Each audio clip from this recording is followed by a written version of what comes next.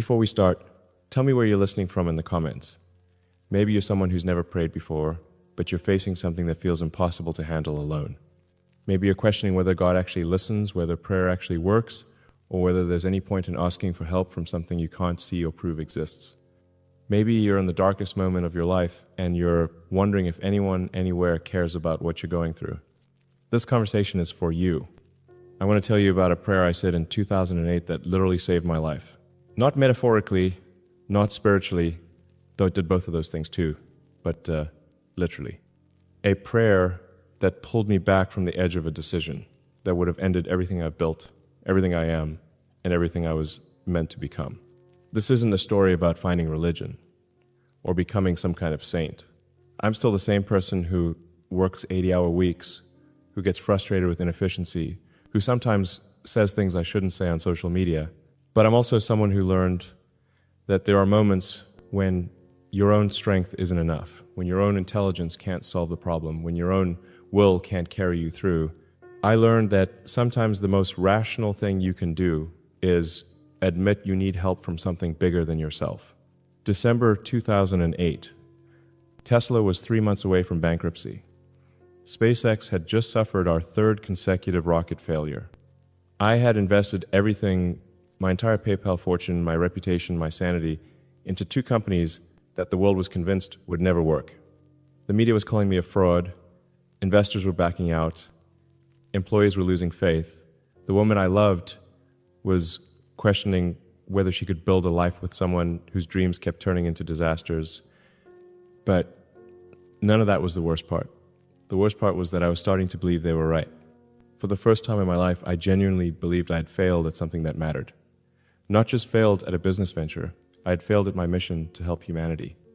I had wasted resources that could have gone to actual solutions. I had deluded myself into thinking I could solve problems that smarter people than me had already determined were unsolvable. I was sitting in my office at SpaceX at 3 a.m., staring at financial projections that showed we'd be out of money in 60 days. Tesla needed another $40 million that no one was willing to give us. SpaceX needed to prove that our rocket design could work, but we couldn't afford another test launch. For the first time in my adult life, I couldn't see a path forward. Every option led to failure. Every scenario ended with both companies closing, thousands of people losing their jobs, and me becoming a cautionary tale about the dangers of unrealistic ambition. I had been working for 72 hours straight, surviving on coffee and stubbornness, when something inside me finally broke. Not my determination, my pride. The pride that had convinced me I could figure this out on my own, that I could engineer my way out of any problem, that intelligence and effort were always enough. Sitting there in that empty office, surrounded by the dreams I was about to watch die, I did something I hadn't done since I was a child. I prayed. I want to be clear about something. I wasn't raised in a particularly religious household. My mother had faith, but she wasn't evangelical about it. I had always been more comfortable with science than spirituality, more trusting of what I could measure than what I had to believe. But in that moment, with nowhere else to turn, I found myself talking to God like he was sitting across from me at my desk. I didn't ask for success. I didn't ask for money. I didn't ask for the problems to go away. I asked for clarity. God, I said out loud to the empty room, I don't know if I'm supposed to keep fighting or if I'm supposed to let this go. I don't know if I'm being stubborn or if I'm being faithful. I don't know if these companies are meant to succeed or if I'm just too proud to admit they're meant to fail. I've been trying to do this on my own, and I can't. I need to know, am I supposed to keep going or am I supposed to stop? Give me a sign, give me wisdom, give me whatever I need to make the right decision, even if it's the decision to quit. That was it. No eloquent theology, no bargaining, no promises about what I'd do if he helped me, just an honest admission that I was lost and needed guidance. I put my head down on my desk and, for the first time in months, I fell asleep. I woke up 4 hours later to my phone ringing. It was 7 a.m., and the caller ID showed a number I didn't recognize. Elon, this is Valor Equity Partners. We've been watching what you're doing with Tesla, and we'd like to talk about an investment. In the next 6 hours, I received 3 more calls. Investors who had been silent for months were suddenly interested. A potential customer wanted to discuss a large order. A supplier called to offer extended payment terms. Was this God answering my prayer? Was it coincidence? Was it just the universe's timing finally aligning with my efforts?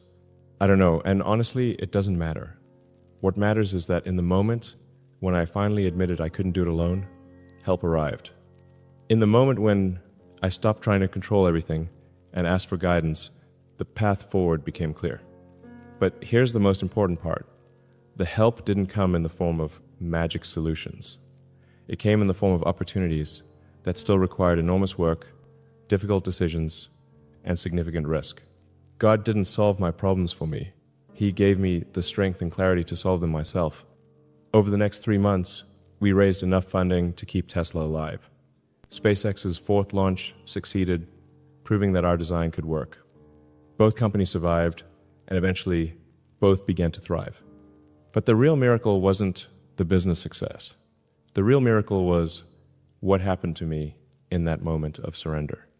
Before that night, I thought prayer was either begging or bargaining. You ask God for things you want, and either He gives them to you or He doesn't. And that determines whether prayer works. But that's not what prayer actually does. Prayer doesn't change God's mind about what should happen. Prayer changes your mind about what you can handle. When I prayed that night, I wasn't asking God to make Tesla and SpaceX successful. I was asking Him to help me understand what I was supposed to do next. I was admitting that my perspective was limited, that my understanding was incomplete, that I needed wisdom from a source beyond my own experience. And that admission, that surrender, changed everything. It changed how I approached problems. Instead of believing I had to have all the answers, I became willing to seek help, advice, and perspective from others. Instead of seeing every setback as a personal failure, I started seeing them as information about what to try next. It changed how I dealt with stress. Instead of carrying the weight of everything on my shoulders, I started recognizing that some outcomes were beyond my control, and my job was to do my best with what I could control and trust the process for the rest. It changed how I made decisions. Instead of relying only on data and logic, I started paying attention to intuition, to the sense of rightness or wrongness that comes from somewhere deeper than analysis. Most importantly, it changed my relationship with failure. Before that prayer, failure felt like evidence that I wasn't smart enough, wasn't working hard enough, wasn't worthy of success. After that prayer, failure felt like redirection, information about what wasn't meant to be, guidance toward what was. I know some of you are thinking, this is just psychology. You relaxed, you got better sleep, your stress levels decreased, and that allowed you to think more clearly and recognize opportunities you might have missed. You're probably right. And so what? Whether prayer works through divine intervention or through the psychological benefits of surrender doesn't change the fact that it works. Whether God directly arranged those phone calls or whether my change in attitude made me more receptive to possibilities that were already there doesn't change the outcome. The question isn't whether prayer is scientifically explainable. The question is whether it's practically effective. And in my experience, it is. Prayer forces you to admit that you don't have all the answers. It requires humility, which is one of the most useful attitudes you can have when facing complex problems. It creates space for solutions you hadn't considered, perspectives you hadn't imagined, help you hadn't thought to seek. Prayer also creates what I can only describe as peace in the middle of chaos. Not the peace of knowing everything will work out the way you want, but the peace of knowing that your worth isn't determined by whether everything works out the way you want. When you truly surrender the outcome to something bigger than yourself, you become free to do your best work without being paralyzed by the fear of failure. That night in 2008 changed how I approach prayer. I don't pray for specific outcomes anymore. I don't ask God to make Tesla stock go up, or to make our rocket launches succeed, or to give me good health. Instead, I pray for wisdom to make good decisions, I pray for strength to handle whatever outcomes those decisions create. I pray for humility to recognize when I'm wrong and courage to change course when necessary. I pray for the people I love, not that God will give them everything they want, but that He'll give them everything they need to become who they're meant to be. I pray for my enemies, yes, really, not because I'm some kind of saint, but because carrying anger toward people who've hurt me is exhausting, and forgiveness is the most practical gift I can give myself. I pray for guidance about how to use whatever resources and influence I have in ways that actually help humanity. I don't assume that just because I can do something, I should do it. I ask for wisdom about which problems are mine to solve and which ones I should leave to others who are better equipped. And I pray with gratitude, not just for the obvious blessings, but for the difficult experiences that have taught me things I couldn't have learned any other way, for the failures that redirected me toward better paths, for the people who've challenged me to grow beyond what was comfortable. I need to be honest about something. Prayer doesn't always result in the outcomes you're hoping for. I've prayed for things that didn't happen. I've asked for guidance that didn't come in the form I expected. I've surrendered problems to God that still ended in what felt like failure.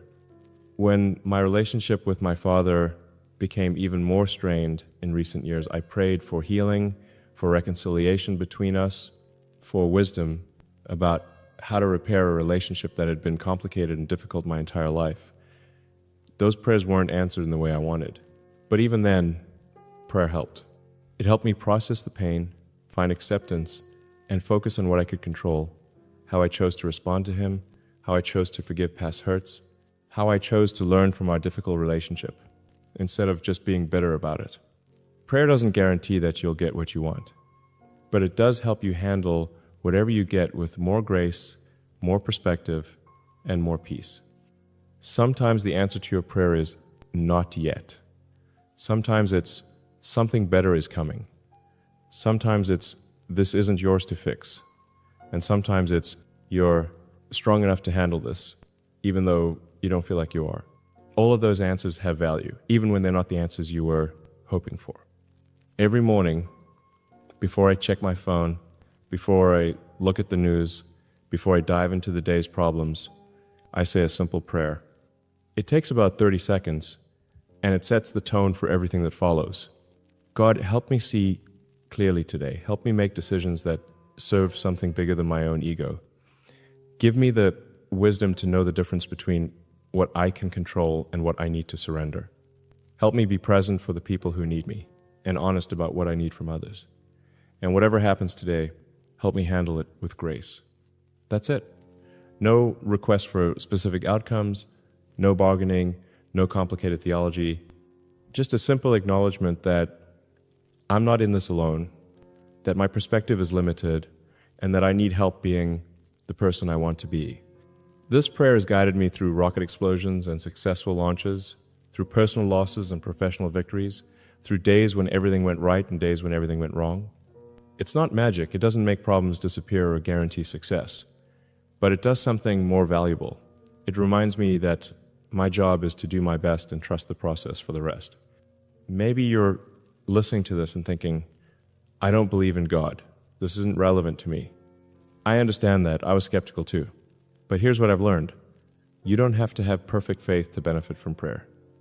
You don't have to understand exactly how it works or have all your theological questions answered. You just have to be willing to admit that you don't have all the answers and that you could use some help figuring things out. Call it God, call it the universe, call it your higher self, call it whatever feels authentic to you. The label matters less than the practice of surrender, the admission of humility, and the openness to guidance from sources beyond your own limited perspective. Even if you think you're just talking to yourself, there's value in that conversation.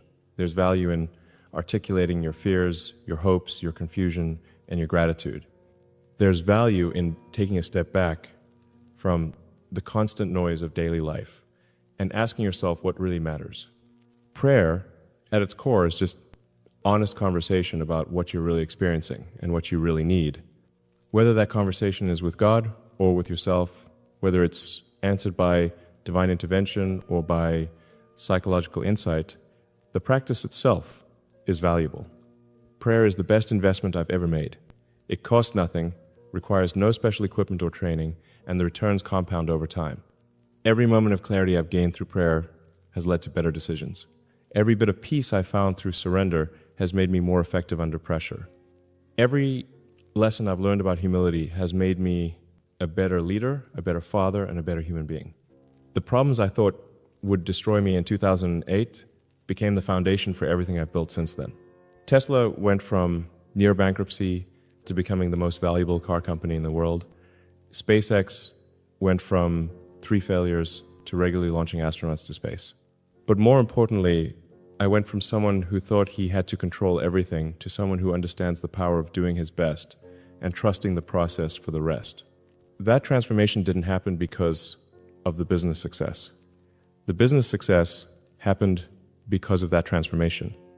If you're facing something that feels impossible right now, if you're at the end of your own strength and you don't know what to do next, try praying.